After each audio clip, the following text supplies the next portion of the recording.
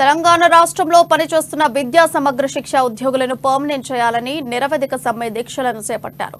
అప్పటి నుంచి ఇప్పటి వరకు 22 రోజులు చేస్తున్న తెలంగాణ సర్కార్ కనీసం పట్టించుకోవడం లేదన్నారు.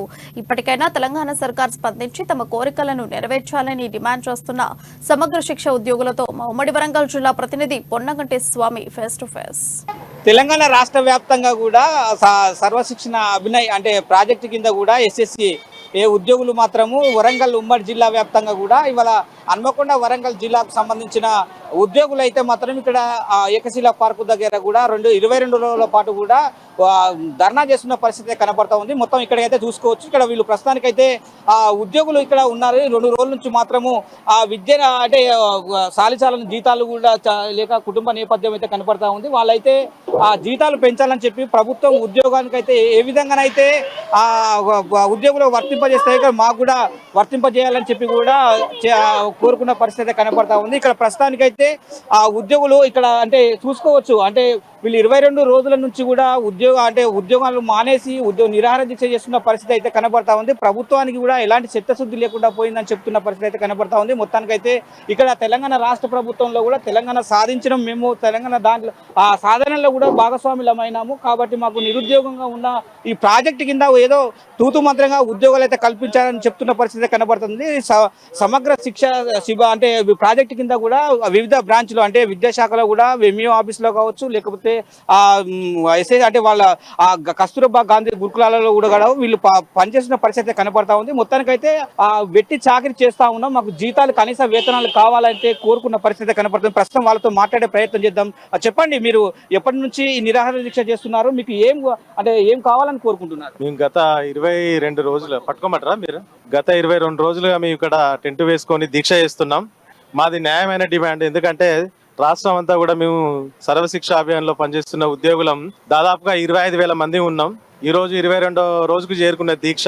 కానీ ప్రభుత్వం నుంచి మాకు ఎలాంటి స్పందన కూడా లేదు, చర్చలకు కూడా ఎలాంటి ప్రతిపాదన కూడా ఇంతవరకు రాలేదు.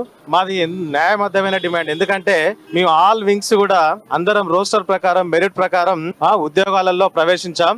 మాకు రెగ్యులరేషన్ కు సంబంధించిన అన్ని అర్హతలు ఉన్నాయి.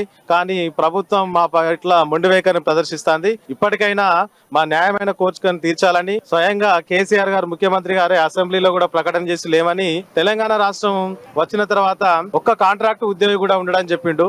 కానీ ఇప్పటికి కూడా మమ్మల్ని కాంట్రాక్ట్ వ్యవస్థలోనే కొనసాగిస్తున్నారు.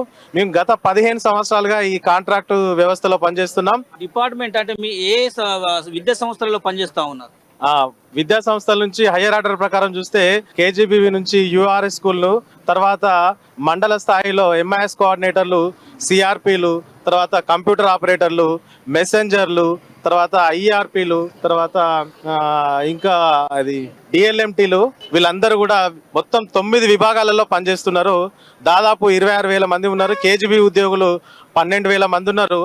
యూఆర్ఎస్ అంటే ఇవి రెండు కూడా పాఠశాలకు సంబంధించినవి.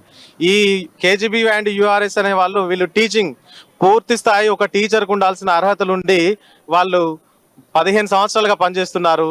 కానీ వీళ్లకు ఒక టీచర్కి ఇవ్వాల్సిన బేసిక్ వేతనం ఇవ్వడం లేదు. అలాగే మండల స్థాయిలో ఎంఐఎస్ కోఆర్డినేటర్లు వీళ్ళు కూడా ఎంసీఏ విద్యా అర్హతతో వీళ్ళు కూడా జాబులు చేస్తున్నారు. సిఆర్పీలు ఒక స్కూల్ అసిస్టెంట్కు ఉండాల్సిన అర్హతలు క్లస్టర్ రిసోర్స్ పర్సన్స్ కూడా ఉన్నాయి. వాళ్ళకు కూడా ఎలాంటి రెగ్యులరేషన్ లేదు, వాళ్ళు కూడా అధిక సంఖ్యలోనే ఉన్నారు. అలాగే మెసెంజర్లు కానీ కంప్యూటర్ ఆపరేటర్లు కానీ వాళ్ళందరూ కూడా డిగ్రీ కంప్యూటర్స్తో కూడా అర్హతలతో జాబ్ చేస్తున్నారు. కానీ ప్రభుత్వం కనీసం విఆర్ఏల విషయంలో తీసుకున్న చిత్తశుద్ధి కూడా మా సర్వశిక్ష అభియాన్ ఉద్యోగుల విషయంలో తీసుకుంటలేదు. కనీసం 10వ తరగతి అర్హత లేని వాళ్ళని కూడా రెగ్యులరైజ్ చేసిళ్ళు. మేమందరం కూడా గ్రాడ్యుయేషన్ పోస్ట్ గ్రాడ్యుయేషన్ చేసి అర్హత ప్రకారం ఉద్యోగాల్లో ప్రవేశించడం. మేమేదో ఊరికనే రాలేదు, ప్రభుత్వం మమ్మల్ని ఊరికనే నియమించలేదు. జిల్లా స్థాయిలో డిస్ట్రిక్ట్ సెలక్షన్ కమిటీని ఏర్పాటు చేసి మమ్మల్ని ఉద్యోగాల్లోకి తీసుకున్నారు. మమ్మల్ని రోస్టర్ పాయింట్లో తీసుకున్నారు. Return exams పెట్టిళ్ళు.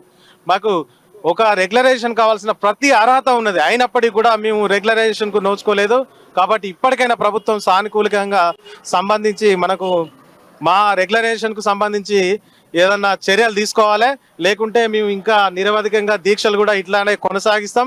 అవసరమైతే మేము ఆమరణ నిరాహార దీక్ష చేయడానికి కూడా సిద్ధంగా ఉన్నాం. ఇది మా ఉద్యోగుల ఏకైక డిమాండ్. మమ్మల్ని అందరినీ కూడా రెగ్యులరేషన్ చేయాలి. రెగ్యులరైజేషన్ ఆలస్యమైన పక్షంలో కనీసం మాకు మినిమం టైం స్కేల్ అన్నా ఇవ్వాల్సిన మేము ప్రభుత్వాన్ని డిమాండ్ చేస్తా ఉన్నాం. ఇది మా ప్రధానమైన డిమాండ్. ఓకే, మొత్తానికైతే ఇప్పుడు అంటే గతం అంటే కొన్ని సంవత్సరాల క్రితం చదువు పూర్తి చేసుకుని ఉద్యోగాన్ని సంపాదించుకున్న తర్వాత కూడా ఉద్యోగంలో చాలని జీతాలతో కూడా వెట్టి చాకిరి విద్యాశాఖలో జరుగుతూ ఉన్నది. కానీ అట్లాంటి అంటే మా విద్యాశాఖ సమగ్ర శిక్షణలో కూడా కాంట్రాక్ట్ ఉద్యోగులుగా పనిచేస్తున్నాం. మాకు కొంచెం గవర్నమెంట్ అయితే ప్రభుత్వంలో విలీనం చేసుకోవాలి, ప్రభుత్వ బెనిఫిట్లు కూడా మాకు ఇవ్వాలని చెప్పి కూడా ఇక్కడ సమగ్ర శిక్షణ కాంట్రాక్ట్ ఉద్యోగులుగా కోరుకున్న పరిస్థితి కనపడతా ఉంది. కెమెరా పర్సన్ బాలుతో స్వామి, అమ్మా న్యూస్, వరంగల్.